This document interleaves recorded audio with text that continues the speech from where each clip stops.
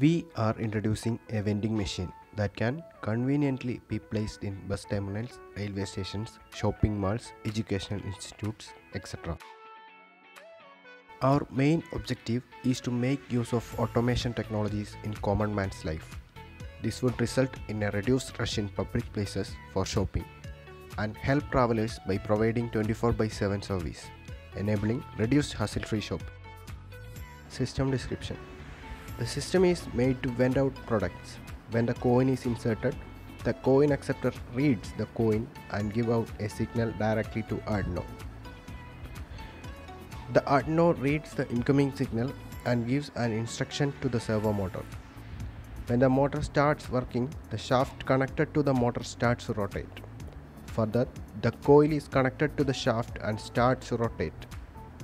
Hence, the product placed between the coils starts to move forward and are dropped in the outlet tray. A separate box is placed under the coin acceptor to collect and store coins. When the products in the vending machine are depleted, it can be refilled by opening up the front lid. The controlling systems are placed in a separate cabin so that it is easier to fix any faulty components or any type of errors if occurred. Block diagram.